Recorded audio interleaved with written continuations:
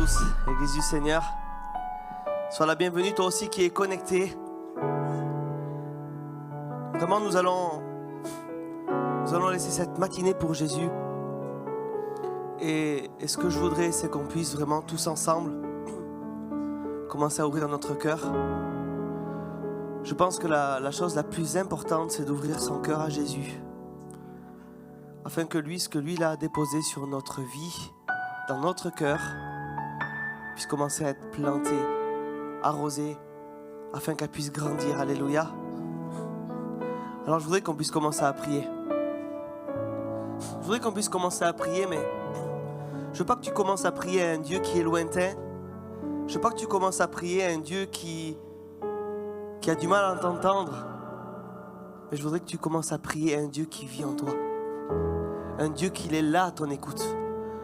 Que peu importe ce que tu ressens, si même tes paroles ne déplacent pas le plafond, tu sais que tu vas toucher son cœur ce matin. Alléluia. Nous ne voulons pas parler de nos problèmes, on ne veut pas parler de nos difficultés.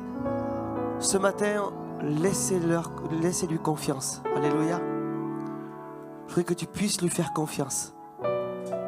Parce que nous savons que c'est lui qui prend tout. Alléluia. C'est lui qui se charge de tout. Alors peu importe la journée que tu as passée hier, aujourd'hui c'est la journée pour lui. Alors Seigneur, merci Seigneur. Merci parce que toi Seigneur, tu es là, tu es présent Seigneur mon Dieu. Merci parce que toi tu me comprends Seigneur parfaitement. Et même Seigneur Jésus, si j'ai des manquements Seigneur Jésus, même si mes mots manquent, Seigneur merci parce que toi tu ne manques jamais. Merci parce que toi Seigneur tu ne nous oublies jamais. Seigneur pardon Seigneur parce que des fois dans mes activités Seigneur oui je t'oublie. Mais Seigneur toi tu ne m'oublies jamais. Et Seigneur ce matin je veux me centrer sur toi Seigneur. Parce que je crois Seigneur que toi tu as le contrôle Seigneur Jésus. Et que tu as des projets de paix et non de malheur Seigneur Jésus. Alors Seigneur, je veux te faire confiance et je veux mettre tous mes projets, Seigneur, dans tes mains. Tous mes projets, Seigneur. Seigneur Jésus, merci Seigneur encore pour mes frères et sœurs qui sont là, Seigneur Jésus. Seigneur, merci parce que tu les aimes. Seigneur, merci Seigneur pour ta grâce. Oh Seigneur, merci parce que toi tu es le rocher. Tu es le Dieu fidèle. Tu es le Dieu amour. Alléluia. Oh Seigneur, merci. Merci pour ce que tu as fait, Seigneur Jésus. Nous voulons t'élever ce matin. Nous voulon t'élever ce matin, Seigneur. Oh Seigneur, nous voulons voir que toi, Seigneur, ce matin. Seigneur, que ton amour puisse rentrer, Seigneur. Que ton amour puisse guérir, Jésus. Que ton amour, Seigneur, puisse relever ce matin. Oh Seigneur Jésus, merci parce que quand tu es là, Seigneur, il y a des choses qui se passent, Seigneur. Merci parce que quand tu es là, Seigneur, ça bouge et ça tremble, Seigneur Jésus. Alors Seigneur, je veux t'élever simplement et te dire merci. Est-ce qu'il y a des adorateurs ce matin qui veulent l'élever? Est-ce qu'il y a des adorateurs qui veulent ouvrir leur cœur pour Jésus ce matin? Alléluia. Est-ce qu'il y a des filles et des fils qui veulent commencer à converser avec leur papa? Alléluia. Alléluia. Alléluia. Oh Jésus.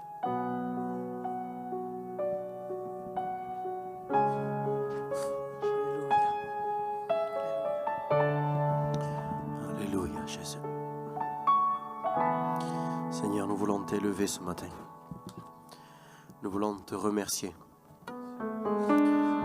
Seigneur, plus qu'occuper une chaise, nous voulons te célébrer, Seigneur. Célébrer ce que tu as fait à la croix. Célébrer ce que tu as fait pour nos vies.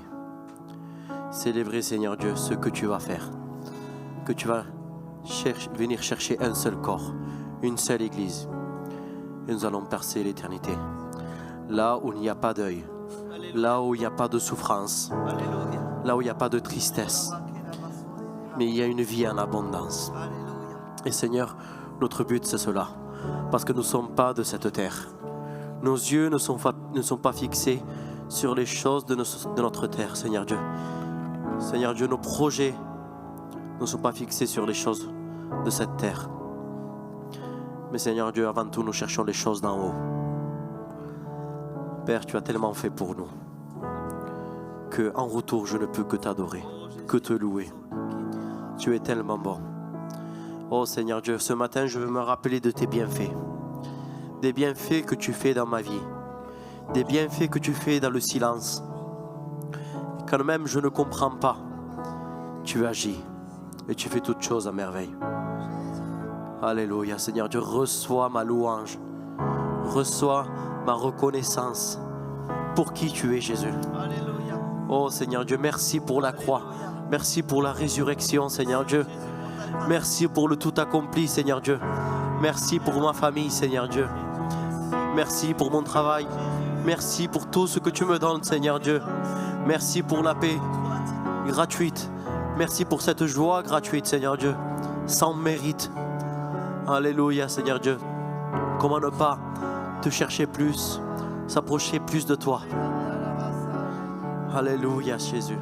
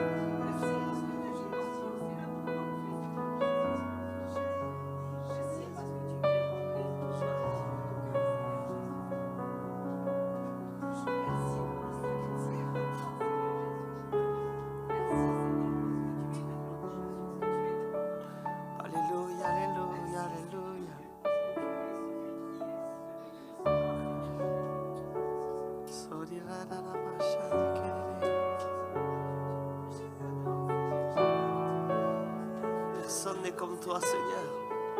Personne n'est comme toi, Jésus. Personne n'est comme toi, Seigneur, Papa.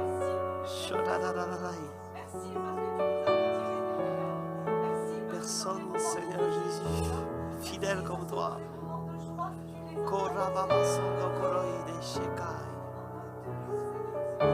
Personne n'est comme toi. Personne n'est comme toi, Jésus.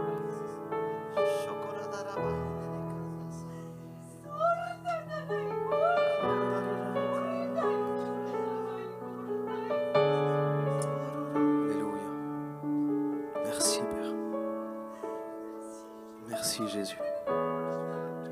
Merci Père.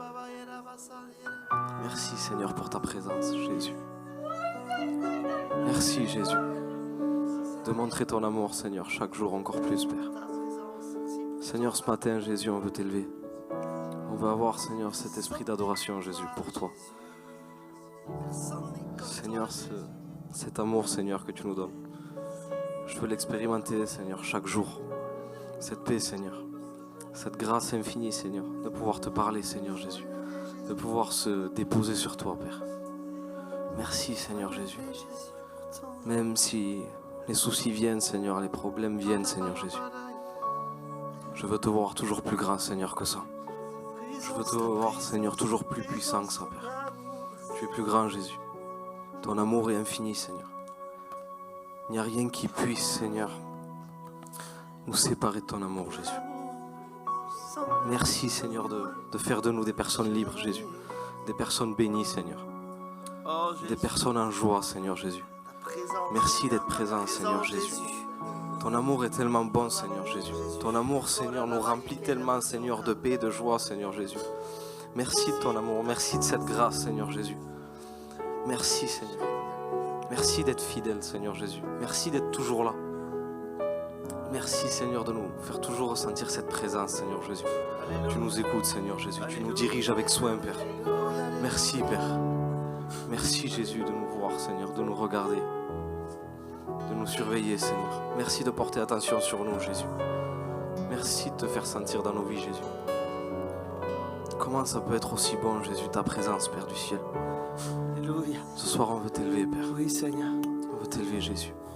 Alléluia. Qui désire la présence de Dieu ce Alléluia, matin. Seigneur. Alléluia. Merci, Jésus. Merci, Père. Alléluia. Esprit de Dieu, viens parmi nous. Glorifie Jésus au milieu de nous. Esprit de Dieu,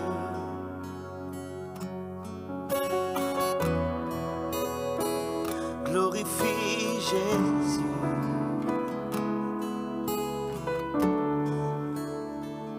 Esprit de Dieu,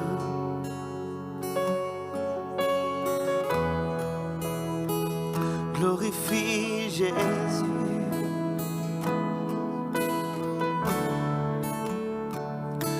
Esprit de Dieu, viens parmi nous.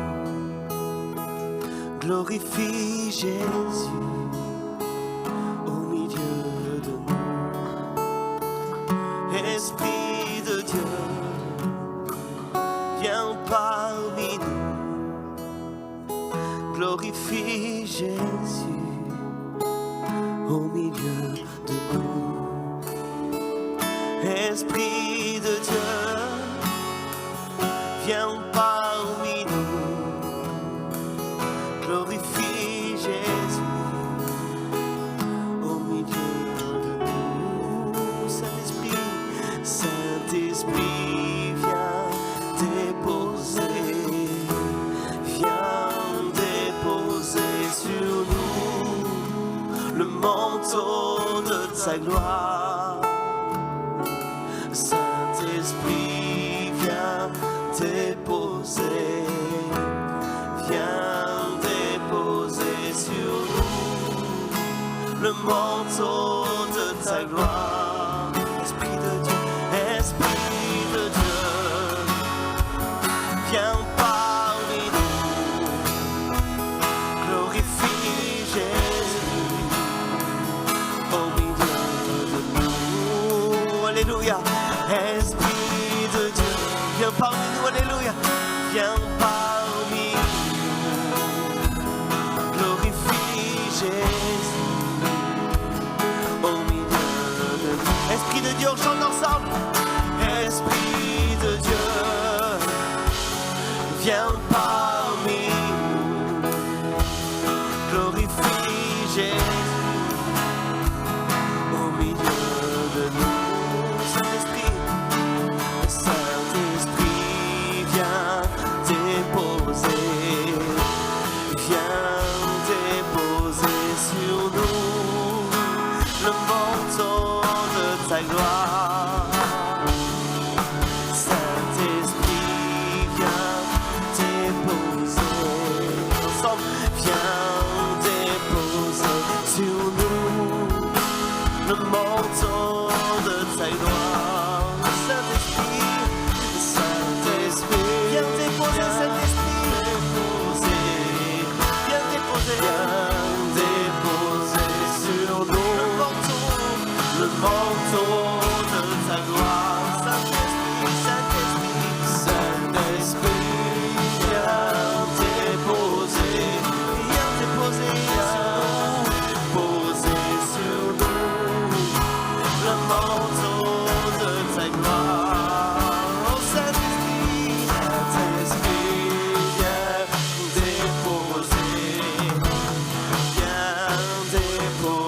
se lever ensemble.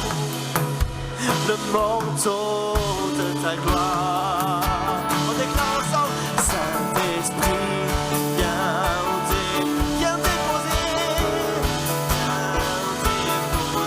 sur nous le manteau de ta gloire. Saint-Esprit, viens déposer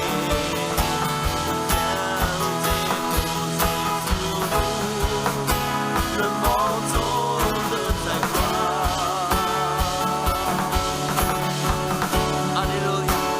Oh, viens déposer sur nous, Jésus, le manteau de ta gloire.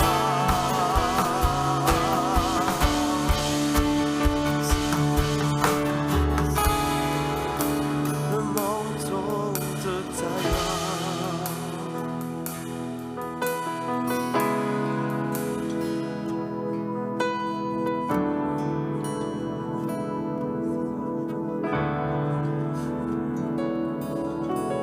Oh Jésus, oh Seigneur, ouvre les écluses des cieux, Seigneur, relâche ta gloire.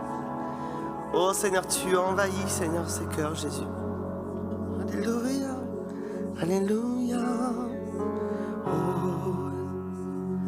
oh, oh, oh, oh. Relâche ta gloire. Oh, oh, oh, oh, oh. Relâche ta gloire, Seigneur, ouvre les écluses des cieux, relâche ta gloire, relâche ta gloire. Seigneur, ouvre les écluses des cieux, relâche ta gloire, relâche ta gloire, relâche ta gloire, Seigneur, Seigneur, ouvre les écluses des cieux, oh, relâche ta gloire, relâche ta gloire, relâche ta gloire.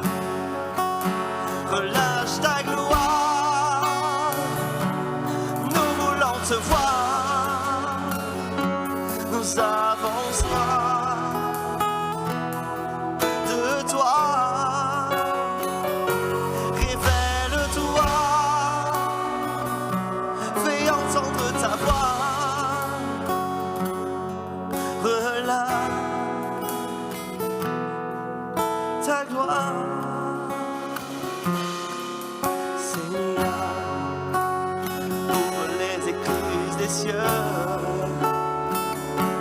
Relâche ta gloire, relâche ta gloire, laisse-toi envahir par la présence de Dieu, alléluia.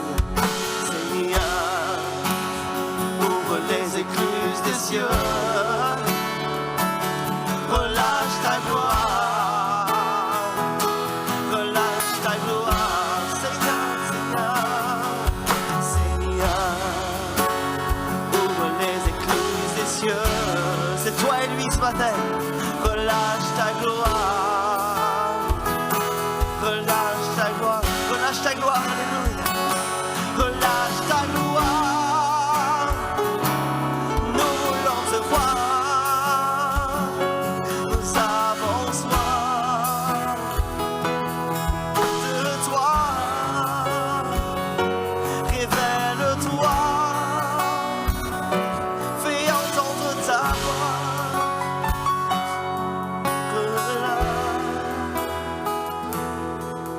Ta gloire,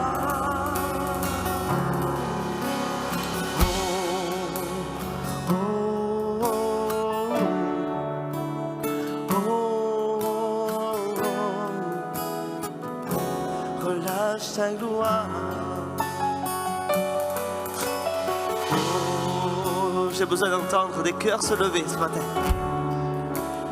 J'ai besoin d'entendre des prières se lever ce matin pour Jésus. Relâche ta gloire.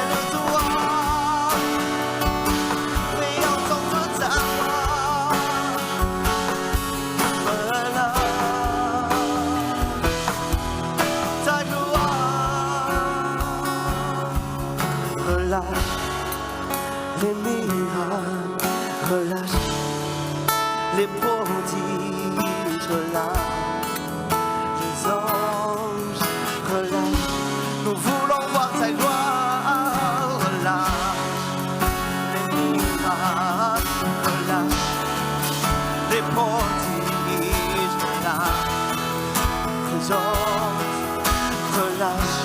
Nous voulons voir ta déclaration sur ton foyer, alléluia, sur ta famille. Alléluia. Relâche les prodiges, relâche sur ta vie. Oh, relâche. Nous voulons voir ta gloire, relâche les miracles, les prodiges. Oh, les anges, relâche. Nous voulons voir ta gloire, relâche les miracles, relâche, relâche les prodiges. Relâche les anges, relâche. Nous voulons voir ta gloire, relâche les miracles, relâche les prodiges. Oh, relâche les anges, relâche. Nous voulons voir ta gloire, relâche les miracles, relâche les prodiges, relâche les anges, relâche. Nous voulons voir ta gloire. Oh, un cri de guerre. Oh, un cri de foi. Relâche ta gloire. Un cri de tout accompli, alléluia.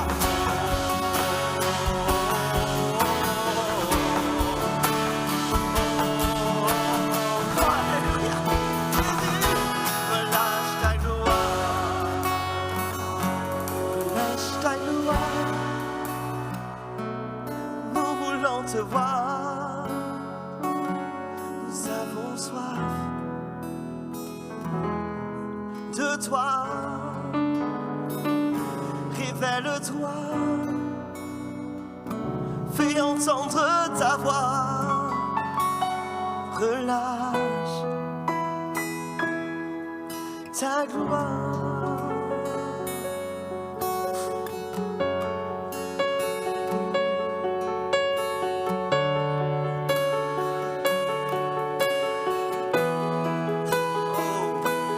Sora la baba yeke la machine yeke sora baba yeke darada shakada basora baba sokoro dara baba baba sande kele de chassa la kaba yeke de kasha. Alléluia. Koro kondara baba baba. Rien ne tient dans ta présence, Seigneur. Rien ne tient dans ta présence, Jésus. Alléluia. Ta présence est parfaite. Ton amour est parfait. Ton soutien est parfait. Ton sacrifice a été parfait. Alléluia. Shokandare kindera baba sora. Oh Jésus, oh.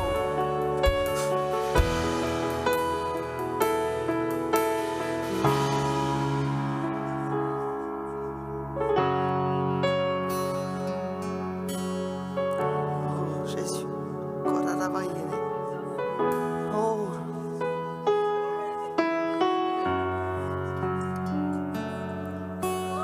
Les anges dansent autour du trône. Ils offrent leur louange. Les anges dansent autour du trône. Ils offrent leur louange.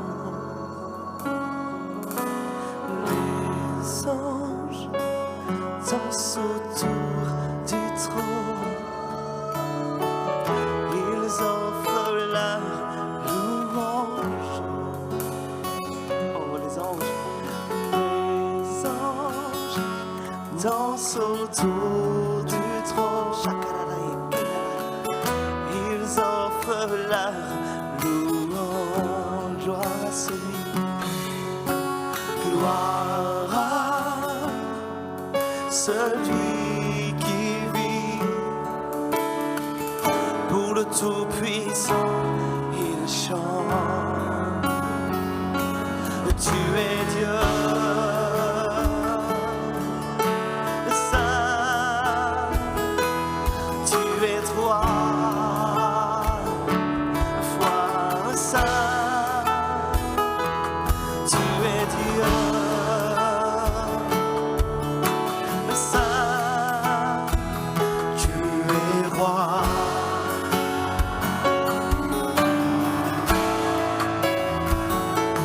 Tu es Dieu.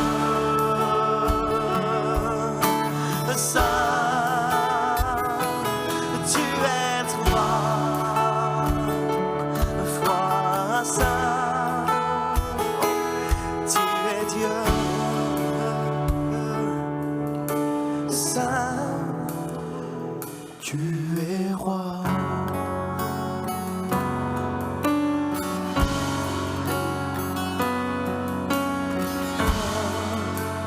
Alléluia.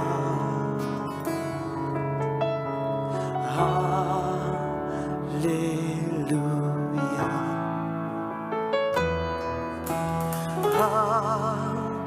Alléluia.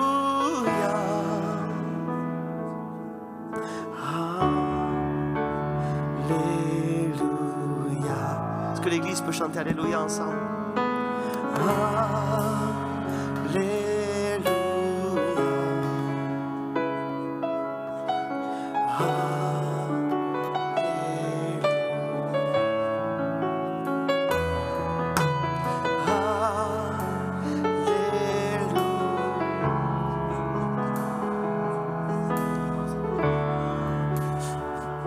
Alléluia. Alléluia, Seigneur. Oh, on chante ensemble. Alléluia. Alléluia, alléluia, alléluia. Alléluia, ceux qui sont baptisés, restez debout par immersion. Alléluia.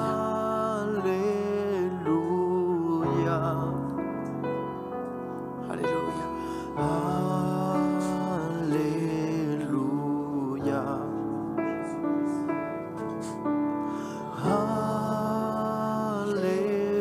Alléluia, alléluia. Oh Seigneur, nous voulons sans cesse, Seigneur, se rappeler de ton sacrifice, Seigneur Jésus. Oh, nous voulons sans cesse, Seigneur, te rappeler et te dire merci pour ce que tu as fait, Seigneur Jésus.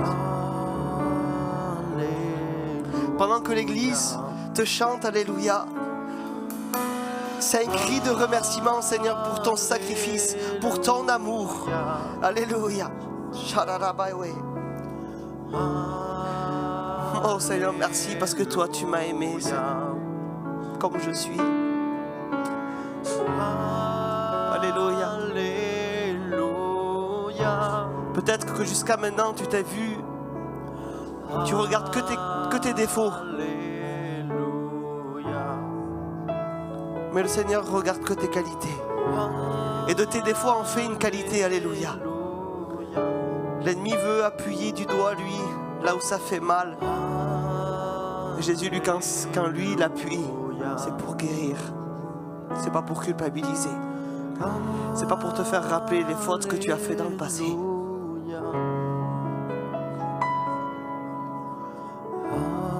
Tu as accepté Jésus. Tu n'as plus de passé.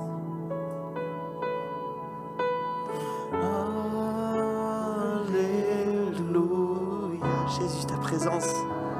Nous avons simplement besoin de ta présence. Nous n'avons pas besoin, Seigneur, de grandes paroles. Nous n'avons pas besoin, Seigneur Jésus, de musique, Seigneur. Nous avons simplement besoin de ta présence, de ton amour, Jésus. C'est ton amour qui soutient. Alléluia.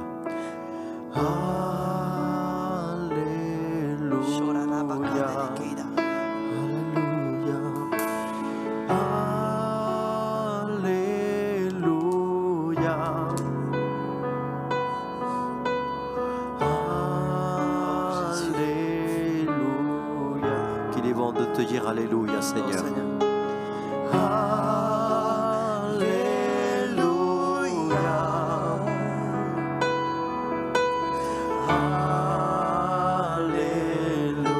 Est-ce qu'une seule voix on peut le déclarer et dire Alléluia à notre Dieu?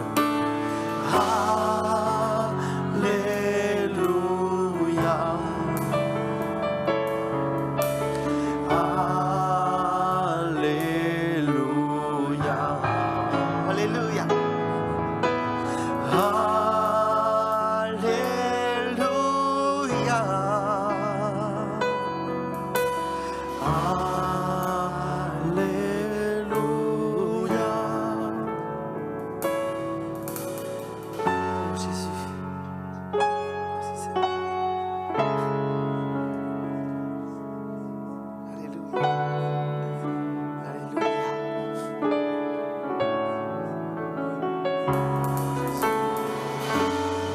Tu es grand, Jésus.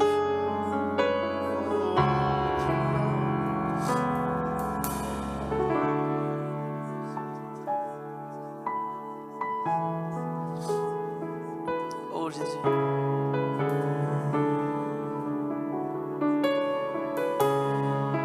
Merci ta grâce.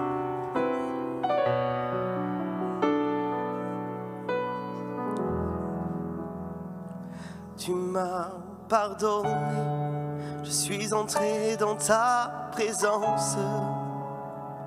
Tu m'as relevé, prosterné, je veux t'adorer.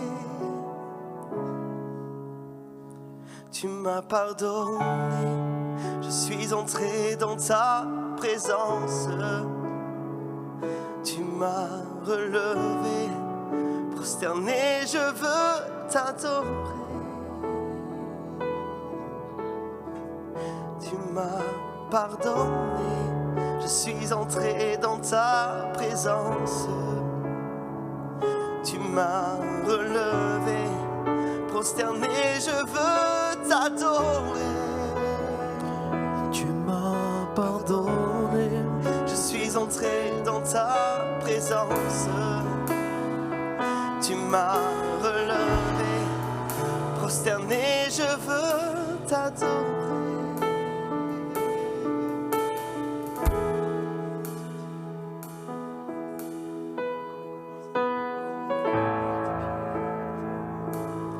Oh Jésus. et à tes pieds, là j'ai ouvert mon cœur. On le dit ensemble. À tes pieds, Je t'offre mon être entier. C'est le lieu de ma sécurité. où personne ne pourra me juger. Tu m'as pardonné, Je suis entré dans ta présence. Tu m'as relevé, prosterné, je veux t'adorer. Tu m'as pardonné, je suis entré dans ta présence. Tu m'as relevé, prosterné, je veux. Je pense que ces paroles, on ne les réalise pas assez. Et aujourd'hui, ce que je désire, c'est que tu arrêtes de banaliser de là où tu es sorti. Pour nous, c'est tellement simple et tellement facile de dire « Ah, il m'a pardonné, il s'est sacrifié à la croix. » Vous savez ce que lui, il a enduré pour que tu sois pardonné aujourd'hui? Alors, est-ce qu'aujourd'hui, on peut simplement dire « Tu m'as pardonné, je suis entré dans ta présence, Seigneur, un peu comme... Seigneur, tout ce que tu as passé pour moi, Seigneur. Aujourd'hui, je peux déclarer, Seigneur, que tu m'as pardonné, pas parce que ce que moi j'ai fait, pas parce que ce que je ferai, parce que ce que toi tu as fait, Seigneur. Et je voudrais qu'on puisse ensemble le dire, mais pas comme une banalité, mais quelque chose de puissant qu'on a reçu, qu'on a compris, que ce qu'il a fait à la croix, il m'a pardonné une fois pour toutes, et c'est quelque chose de puissant, parce que son amour m'a pardonné, son amour a supporté tout, il a été frappé, il a été humilié, pour me pardonner à moi, que je suis un simple pécheur, mais tu m'as pardonné, Seigneur. Tu m'as pardonné, je suis entré dans ta présence. Tu m'as relevé, prosterné, je veux t'adorer. Tu m'as pardonné, je suis entré dans ta présence.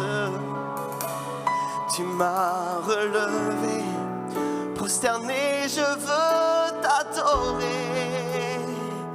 Tu m'as pardonné, je suis entré dans ta présence.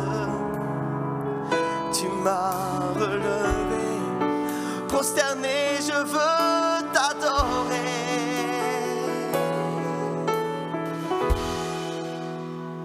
Il n'y a pas de lieu plus haut. grand que d'être à tes pieds, que d'être à tes pieds. Il n'y a pas de lieu plus haut, alléluia, plus grand que d'être à tes pieds, que d'être à tes pieds. Il n'y a pas de lieu plus grand que d'être à tes pieds, que d'être à tes pieds. Alléluia.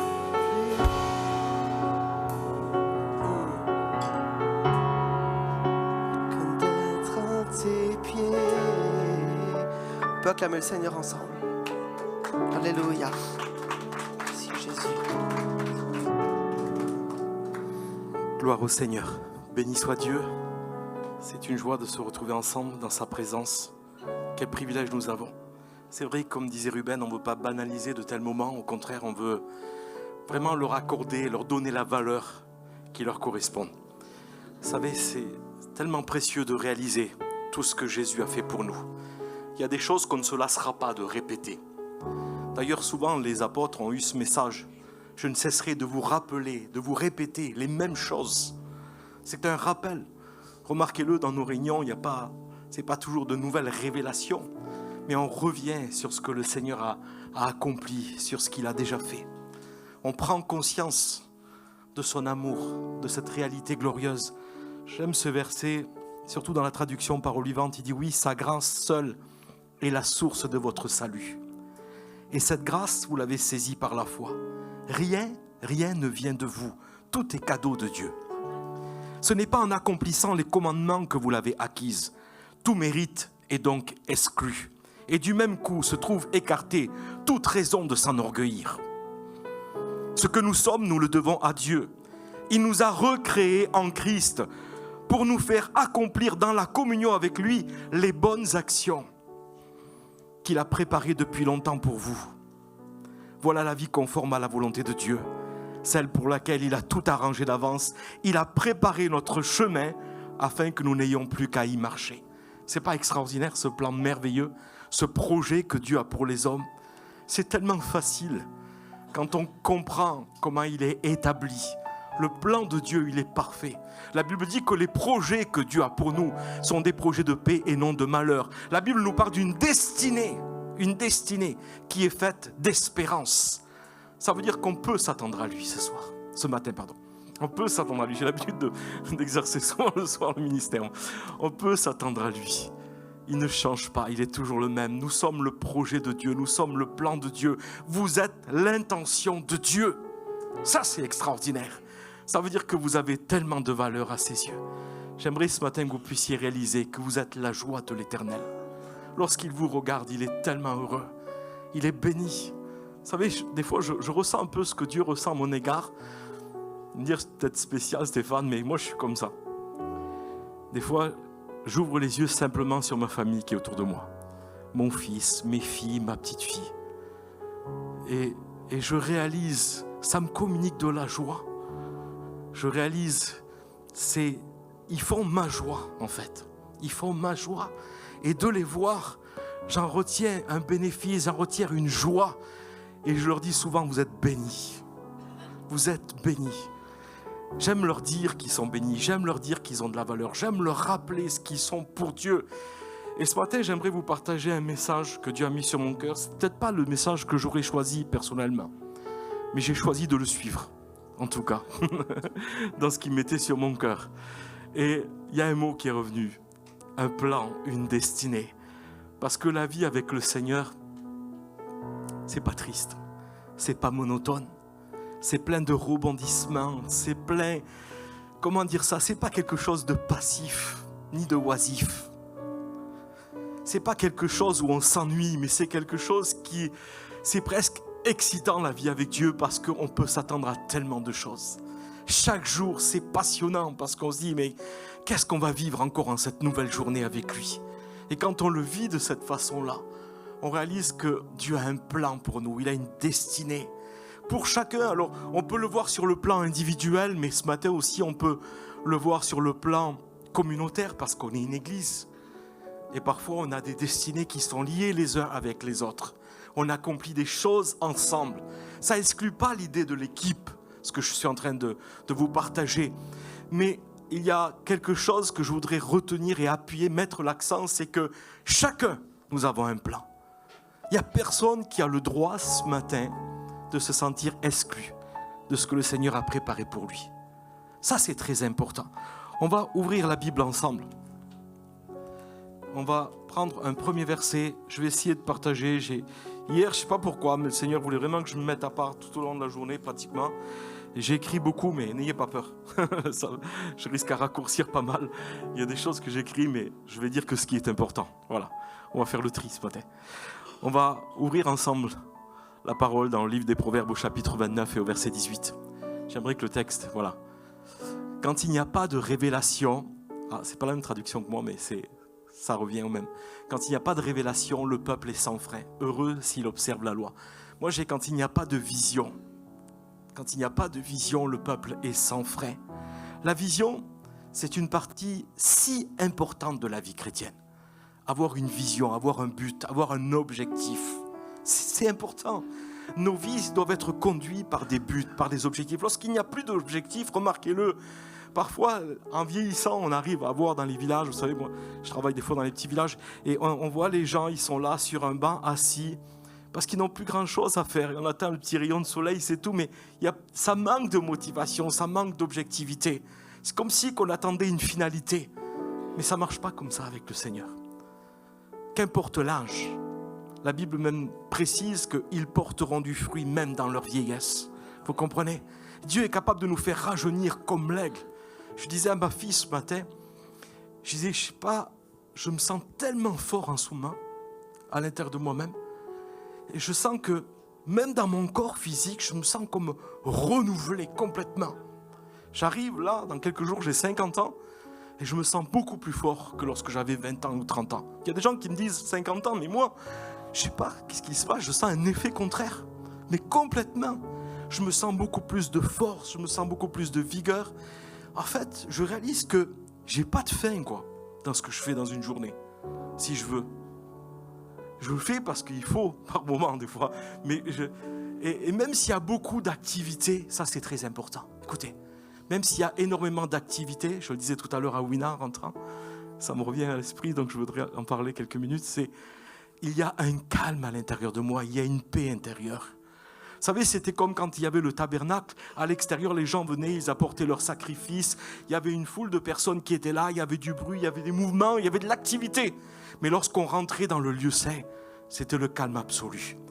Qu'importe, il peut y avoir beaucoup d'activités à l'extérieur, tant que le calme est à l'intérieur de votre cœur, la paix à l'intérieur, ça c'est important. Et travailler à partir d'une position de repos, c'est pas éprouvant, c'est pas fatigant. Vous pouvez faire beaucoup de choses, parce que la pression, elle n'est pas sur vous. Vous êtes bâti sur Jésus, sur la fondation. Tout s'exerce sur lui, il est la pierre angulaire. Vous savez ce que c'est une pierre angulaire? C'est là où toute l'attraction de l'édifice s'exerce. Si on retire cette pierre, c'est comme un château de cartes, tout s'écroule. Toute la pression s'exerce sur cette pierre. Et ma vie, elle repose sur cette pierre qui est Jésus. Il est la pierre angulaire de ma vie. Autrement dit, on vit avec la paix. Il peut y avoir beaucoup d'activités, mais on garde la paix. Ce n'est pas en contradiction.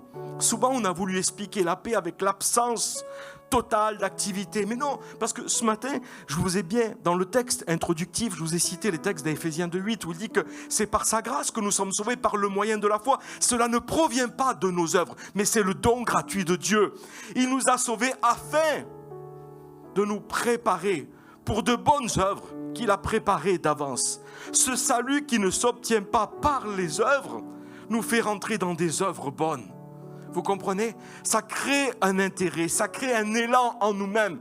C'est pas évident à expliquer, mais je voudrais trouver les mots justes, que le Saint-Esprit me fasse grâce ce matin, de m'inspirer, de vous conduire dans l'équilibre dans lequel je voudrais vous diriger. Parce que sinon, votre vie, qu'est-ce qui va se passer? La plupart des gens n'ont pas de vision pour leur vie. Leur vision consiste uniquement à quoi? À suivre le courant. Et quoi qu'il arrive dans leur vie, ils essaient juste de se maintenir et de faire de leur mieux. mais ils n'ont pas de but réellement clair pour leur vie. Je veux que tu découvres ce but ce matin. Je veux que ta vie, elle ait de l'attrait. Il n'y a rien de plus, ennuyant que de travailler pour une cause où on ne sait pas finalement. Vous savez, il y a eu une drôle d'expérience du temps de la guerre. Moi, j'ai lu pas mal de livres et il y a des auteurs que j'aime beaucoup, comme Dietrich Bonhoeffer, comme des hommes de Dieu qui ont exercé le ministère pendant ces temps difficiles. Et j'ai écouté des témoignages remarquables et en même temps, j'ai lu des choses, des horreurs qui se sont passées malheureusement, où des hommes ont souffert, ont subi des atrocités par d'autres personnes. Et du temps de la guerre, ils ont fait toutes sortes d'expériences. Ça a été au préjudice de ces personnes qui étaient là. Vous savez, il y avait des Allemands et dans un camp, qu'est-ce qu'on a fait? On a pris des hommes et on leur a dit, des gens qui étaient là, des captifs, quoi. On leur a dit, prenez ce tas d'immondices, déplacez-le, mettez-le à tel endroit. Et ils l'ont fait. Et une fois qu'ils l'ont mis à cet endroit, ils ont dit, on veut que vous le repreniez, que vous le remettez au même endroit, à l'endroit initial où il était. Et ils l'ont fait une fois, ils l'ont fait 2 fois, ils l'ont fait 3 fois, ils l'ont fait 4 fois. Ils voulaient observer et analyser comment l'homme se comportait dans une vie sans objectif, sans but. On fait des choses, on ne sait pas pourquoi. Et vous savez ce qui s'est passé? Il a commencé à hurler, à crier. L'autre a commencé à courir, à se jeter sur une clôture électrifiée. C'est la folie. C'est la peur, parce qu'on ne peut pas, on a besoin de savoir où on va. On a besoin d'un but dans la vie, on a besoin d'une vision, on a besoin d'un objectif. Dieu a fait toutes choses dans un but, dans la parole du Seigneur. Et même l'apôtre Paul, lorsqu'il parle de son ministère, il dit, nous ne marchons pas à l'aventure, nous ne battons pas de l'air, ce n'est pas des coups d'épée dans l'eau. Mais nous essayons d'accomplir ce que le Seigneur attend de nous, d'entrer dans le plan merveilleux du Seigneur. Dieu, il a un plan pour toi. Dieu a un objectif pour toi. Et j'ai tellement hâte que tu le découvres. J'ai tellement hâte que tu réalises que ta vie doit s'harmoniser avec le ciel. Il y a une corrélation, il y a une harmonie entre le ciel et la terre. Et ça passe par nous. Et quand on s'harmonise avec le ciel, c'est extraordinaire. Vous savez ce que Dieu disait de David? Il est l'homme selon mon cœur. Est-ce que ça voulait dire qu'il était parfait? Loin de là. Lisez le passage de David, l'histoire de David. Vous verrez qu'il n'est pas parfait. Mais David était capable de s'aligner sur le plan de Dieu. Il faisait les choses que le Seigneur attendait de lui. C'est comme si que Dieu pense et l'autre il le fait. C'est incroyable ça. Quand il y a cette relation de cœur à cœur avec le Seigneur. C'est tellement important. Donc ici, il nous faut une vision. Celui qui n'a pas de vision, il s'ennuie, il périt même. Dans une autre traduction, il dit que là où il n'y a pas de vision, les gens se libèrent de toute contrainte. Ils font n'importe quoi. Ils abandonnent toute retenue. Parce que tout dépend là où vous voulez aller. Cela représente que si vous avez une vision, vous avez un endroit où vous rendre. Si vous n'avez aucun endroit où vous rendre, vous ferez n'importe quoi, vous irez n'importe où. Mais quand on a un endroit à nous rendre, alors cela limite les options. C'est comme si vous voulez aller d'ici à Paris. Vous ne pouvez pas sortir d'ici et prendre n'importe quelle route. Vous êtes obligé de prendre la direction du nord de la France. C'est comme ça. De prendre la bonne direction. Ça, c'est important. Mais si vous n'avez aucun endroit en tête, vous pouvez sortir et prendre n'importe quelle vieille route et cela vous y mènera. Vous devez avoir une vision, un but pour votre vie, car ça va dicter vos actions et les décisions que vous allez prendre. Écoutez, en fonction du but que vous vous fixez, ça va orienter tout votre parcours, toute votre marche. Est-ce que vous avez des projets dans votre vie? Est-ce que vous avez des buts, des objectifs? Parce que beaucoup s'imaginent que la vie chrétienne, c'est quelque chose de passif. On est là, on est juste assis dans une salle. C'est pas ça la vie chrétienne. Là, on partage ensemble ce qu'on va vivre à l'extérieur. La vie chrétienne, c'est H24. Ça commence le matin. Pour moi, ça a commencé très tôt ce matin, à 6h. Voyez-vous? Et puis ça va finir tard, parce que j'ai encore un culte ce soir à faire dans une autre église. Donc je sais que ça va finir très tard. Mais toute cette journée, elle va être orientée par rapport à ce que le Seigneur veut. Et ça va. Voyez-vous? Et j'essaye d'être à l'écoute, j'essaye d'être sensible. Mais ce n'est pas passif. Je ne m'ennuie pas. La vérité. Et ça, c'est important. Regardez, en fonction de là où vous voulez aller, on va lire le texte de Deutéronome 28:16. La première fois que j'ai lu ce verset, je me demandais s'il n'y avait même pas une erreur. Mais bon, rapidement, je me suis dit, qu'est-ce que tu es en train de dire là? Il n'y a pas d'erreur dans la Bible. Il n'y a aucune erreur de diction. Et les mots, ils sont bien placés. C'est pas ce texte, en fait. C'est pas celui-là que je voulais citer. Alors peut-être que je n'ai pas pris la bonne référence. Attendez, laissez-moi le... C'est la référence que je t'avais donnée, Luigi, mais Attends, je le reprends dans ma Bible. C'est bien le verset 16. Deutéronome 28. Au verset 6, pardon. Ouais, verset 6. Alors, qu'est-ce qu'il est dit? Voilà, tu seras béni à ton arrivée et tu seras béni à ton départ. Ça vous semble pas étrange? Comment c'est écrit ce verset? Normalement, on démarre les choses là où on démarre, quoi. On bénit notre départ et après on bénit notre arrivée. Le départ, il est avant l'arrivée, normalement. Mais là, il dit, tu seras béni à ton arrivée, premièrement, et tu seras béni à ton départ. C'est inversé. Parce que, en fait, ce que le Seigneur m'a fait comprendre, c'est que toute ta marche va être orientée par rapport au but que tu te fixes, par rapport à la destination dans laquelle tu veux te rendre. L'objectif, où est-ce que tu as mis cet objectif? Où est ta destinée? Alors, ça va être vraiment, tout va être orienté. Si tu veux rentrer dans un endroit, tu vas être obligé de prendre une cartographie. Aujourd'hui, n'en parlons pas, il n'y a plus besoin de ça dans les GPS. Mais bon, bref, il va te faire passer par un parcours et ça, en fonction de là où tu veux te rendre. Et c'est comme ça. Donc la vision, je l'insiste, c'est quelque chose de très important. Vous savez, parmi vous, peut-être beaucoup pourraient me dire, mais moi, je ne connais pas la vision de ma vie. Je ne sais pas où je dois me rendre. Je ne sais pas qu'est-ce que je dois faire. Je crois que la vision, elle découle, écoutez, c'est très important ça. La vision, elle découle de notre relation avec Dieu. Si vous avez une bonne relation avec le Seigneur, cela va vous amener à vous humilier et à lui accorder la plus haute priorité de votre vie. Et ce ne sera plus vous qui essaierez de l'amener à vous bénir, non. Ce ne sera plus vous qui avez une vision et qui dit à Dieu, aide-moi à faire cela. C'est pas ça, avoir une vision. Je fais quelque chose et Seigneur, ou je prends une directive et une décision et Seigneur, aide-moi à faire cela. C'est pas ça du tout, la vision. La vision, c'est quelque chose qui vient de Dieu. Et pour la recevoir, on est obligé, on a besoin d'aller dans sa présence. Si vous placez Dieu en premier, alors vous entendrez sa voix. Et alors il vous parlera, il vous donnera sa vision pour votre vie. C'est très important ça. Quand vous avez la vision de Dieu, c'est totalement différent que quand vous faites votre petit plan, vous savez, et que vous lui demandez ensuite de le bénir. On l'a tous fait ça, hein. On a fait nos petits plans, on dit Seigneur, viens les bénir. Et on a cru que c'était ça la vision de Dieu. Mais c'est pas ça la vision de Dieu. C'est pas ça. J'essaye de vous montrer ce qu'elle n'est pas pour vous montrer ce qu'elle est. C'est pas évident à décrire. Il y a des choses comme ça. Pour moi, ça me paraît tellement clair, mais j'essaye de trouver vraiment les mots appropriés, les mots justes, parce que je veux que vous rentrez dans ce que le Seigneur a pour vous. C'est très important. Ce n'est pas parce que quelque chose nous paraît bon que c'est forcément la volonté de Dieu aussi. Parce qu'on s'imagine des fois, oui, mais ça me paraît bien, je vais le faire. Je voudrais te dire que Dieu, il a un plan pour ta vie. Un plan pour ta vie.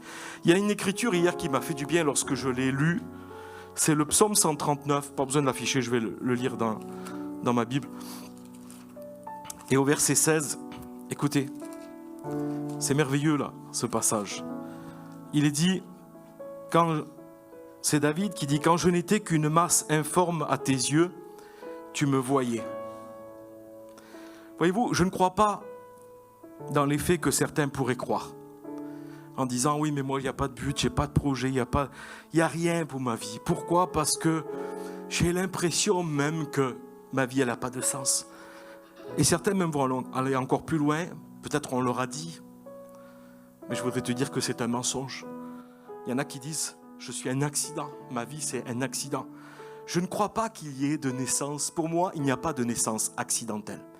Je crois qu'il y a des parents accidentels. Ce n'est pas du tout la même chose. Mais il n'y a pas de naissance accidentelle. Pourquoi? Parce que chaque naissance, Dieu l'avait prévue.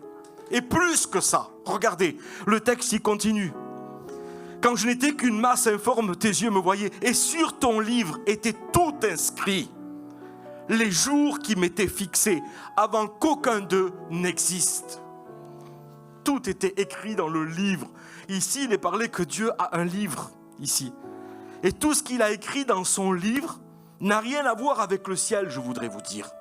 Écoutez, ça c'est très important. Mais tout ce qu'il a écrit dans ce livre concerne notre vie et ce qu'elle est censée être pour cette vie. Ça c'est très important. Ça veut dire que chaque jour, Dieu, il a un plan pour toi. Chaque jour, il a un projet pour toi. Chaque jour, il a préparé quelque chose d'avance. Ça ne veut pas dire que ça va s'accomplir obligatoirement ou automatiquement. On a besoin de le découvrir, on a besoin de le connaître, on a besoin d'être près de lui. Mais on a besoin d'y marcher parce que quand tu y marches, alors il y a un tel bonheur qui descend dans ton cœur. Vous sentez vraiment cet alignement, comme je vous ai dit tout à l'heure, avec le ciel. Et c'est comme si que Dieu vous faisait ressentir sa joie. La joie de l'Éternel devient votre force à l'intérieur de vous-même. Parce que vous savez, vous êtes convaincus que ce que vous faites à ce moment-là, et c'est ce que le Seigneur attendait de vous. Vous l'avez déjà expérimenté, ce sentiment-là? Je ne l'ai pas toujours expérimenté quand j'ai prêché, je vous dis la vérité. C'est souvent dans des petites choses que je l'ai expérimenté. Quand des fois j'étais sur un marché, que je donnais une parole à quelqu'un. Quand j'ai simplement pris le temps, des fois, d'écouter quelqu'un, de lui accorder de l'écoute. Les gens, ils ne réalisent pas. Ils disent « Ah, mais c'est pas grand-chose que tu as fait, tu l'as écouté. » Bien sûr, c'est pas grand-chose. Mais la vérité, c'est que je lui donne ce que j'ai de plus précieux. C'est plus qu'un billet, ça. Hein. Un billet, ça va, ça vient. Hein. Je le gaspille aujourd'hui, je le regagne demain. Hein. C'est pas vraiment le problème, quoi. Mais le temps que je donne aux gens dans l'écoute, ben, je ne le donne pas à mes enfants, par exemple. Je ne le donne pas à ma femme, je ne le donne pas à d'autres. Je leur donne ce qu'il y a de plus précieux dans ma vie, le temps. Et souvent, dans des choses comme ça, eh bien, je sens, vous savez, c'est comme si que Dieu atteste à mon cœur et il me dit, tu fais ce que j'attends de toi.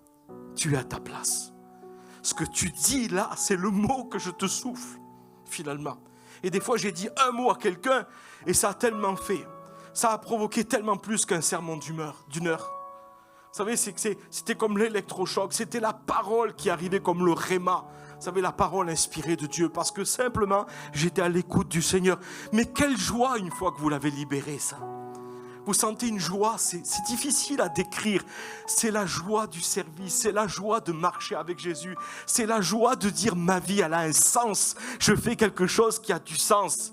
Vous savez, il y a des choses, tout n'est pas à mettre au même niveau.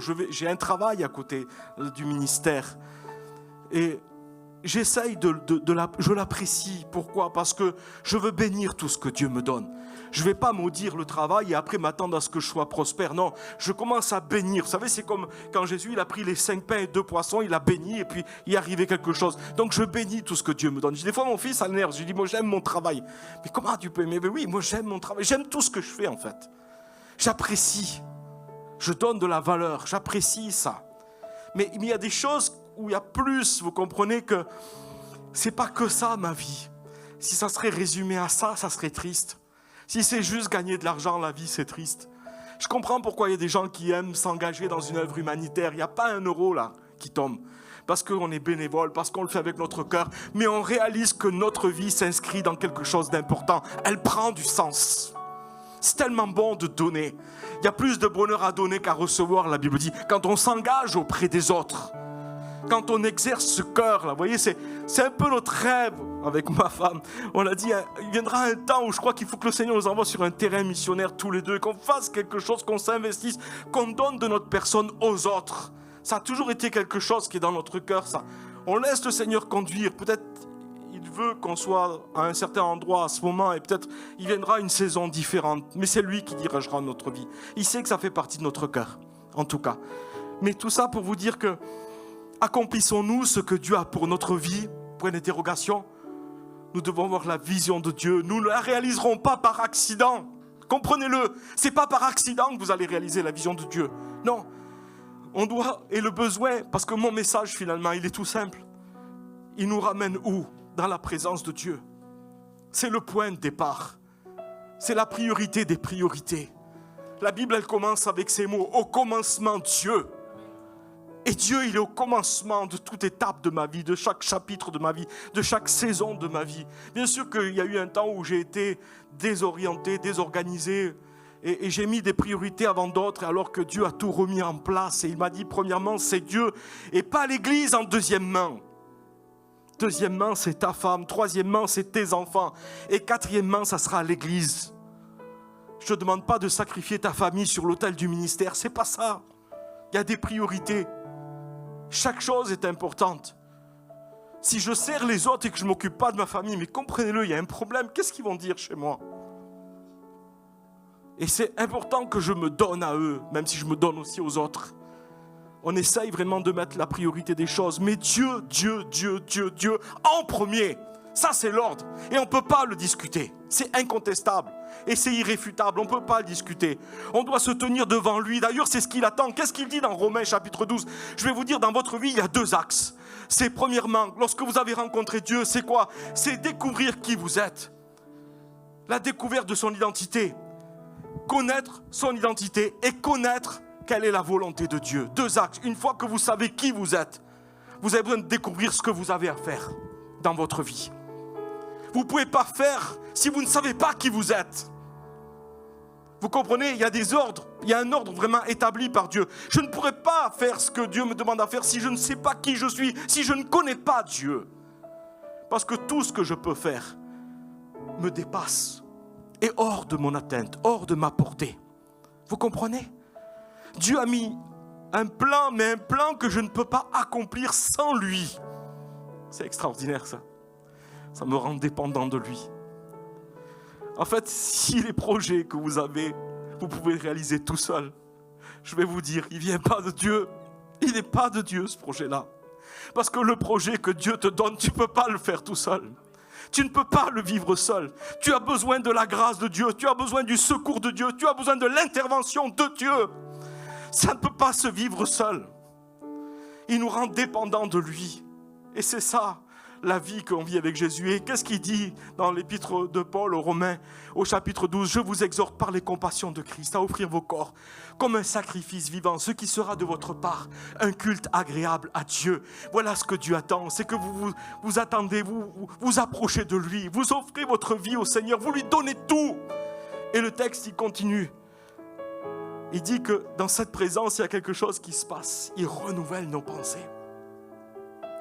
Et il nous fait découvrir la volonté de Dieu. Ce qui est bon, agréable et parfait. Tout se découvre en lui. Voyez-vous, je ne peux pas découvrir ma vision. Il y a des gens qui disent, mais je ne sais pas, je ne connais pas ma vision. Prends du temps avec Jésus. Ce n'est pas possible que tu passes du temps avec le Seigneur et que tu ne découvres pas ce qu'il a prévu pour toi. La Bible dit dans Jérémie au chapitre 33, au verset 3, « Invoquez-moi et je vous répondrai. Je vous révélerai des choses cachées que vous ne connaissez pas. » Moi, j'ai cru qu'autrefois, vous savez, pendant des années, un jour, Dieu, il a mis comme un... je ne sais pas comment dire ça, comme un blocus dans ma vie. Bam, tout s'est arrêté du jour au lendemain. Je travaillais énormément dans le ministère. J'ai fait jusqu'à 10 réunions par semaine. Alors, comptez un peu ce que ça fait. Je prêchais tous les jours, des fois plusieurs fois par jour. Et le dimanche, je faisais des fois 3 réunions à cette époque-là. Je parle de ça, c'était dans les années 2007-2008 à peu près. Et du jour au lendemain, tout s'arrête. C'est comme si Dieu le veut. Parce que Dieu veut me rencontrer. Et depuis 2010, ma vie, elle a été révolutionnée. C'est à peu près en 2010 que j'ai fait cette expérience. Vous avez encore quelques minutes à m'accorder ? Si je suis lourd, dites-le. Ma femme, elle n'est pas là. C'est la seule qui se permet de me le dire. C'est pour ça que j'aime qu'elle soit là. Juste un regard et je comprends qu'il faut arrêter. Qu'il faut vite conclure. Un regard m'amène à la conclusion. Bon. Et ce que je veux dire, c'est que j'étais pris dans une activité. Je faisais beaucoup de choses. C'était pas forcément ce que le Seigneur attendait de moi. Et un jour, je m'arrête et puis là, j'ai l'impression par contre d'être plus utile. Parce que ça, vous savez, quand vous êtes super actif et que du jour au lendemain, vous ne faites plus rien, vous avez l'impression de devenir inutile. Mais je dis, mais c'est quoi là ? Je suis un vase d'ornement, je suis posé sur l'étagère, le Seigneur ne m'utilise plus. Je le vivais mal. La vérité, c'est que je le vivais très mal. Pendant un mois, je l'ai vécu très mal, quoi. Mais le Seigneur m'a parlé à ce moment-là. Et il m'a dit, ce que j'attends de toi, ce n'est pas des œuvres, ce n'est pas des actions. Premièrement, c'est cette relation avec toi. Je veux ce cœur avec toi. Et l'œuvre, ce n'est pas ce que tu fais, mais c'est ce que tu es. Et là où tu es, il y a une œuvre, parce que je me sers de toi pour faire l'œuvre. La Bible dit, heureux ceux qui placent en toi leur appui, ils trouvent en leur cœur des chemins tout tracés. Ça a été un déclic, ce texte du psaume 84, verset 6. J'ai compris que l'œuvre, c'est pas ce que je fais, mais c'est ce que Dieu fait à travers moi.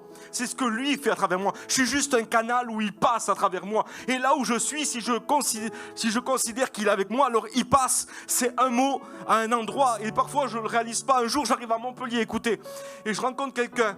Je n'étais pas prévu. C'est vraiment l'imprévisible. Et il y a quelqu'un qui me voit, il me dit Stéphane, et je ne sais même pas qui c'est. Lui, il me connaît, mais des fois, les gens nous connaissent, mais nous, on ne les connaît pas forcément parce qu'ils nous voient en haut de l'estrade. Et il me dit, je suis content, j'ai prié pour qu'un pasteur soit là.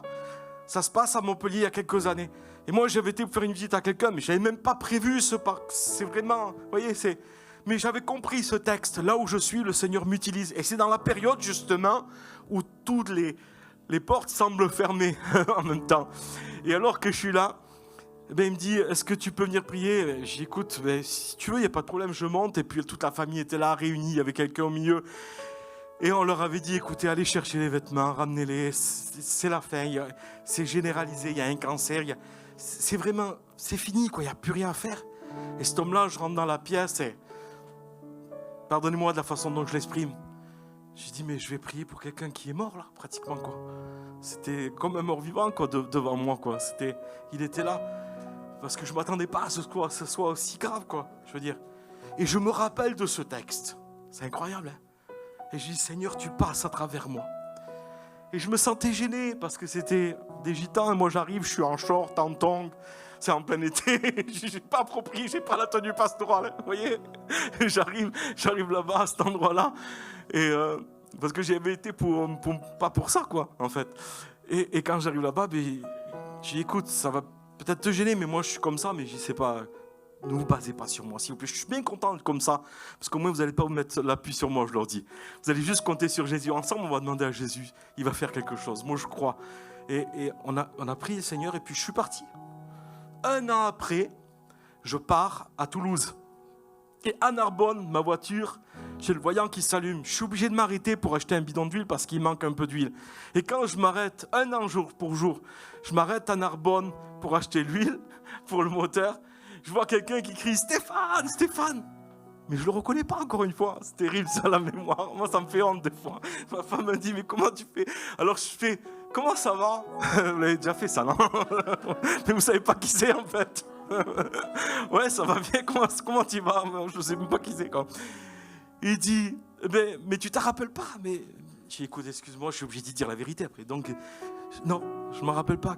L'année dernière, quand tu es venu, que tu as prié pour mon père et qu'il devait mourir, qu'on a des habits, il a été complètement guéri. Tout est passé.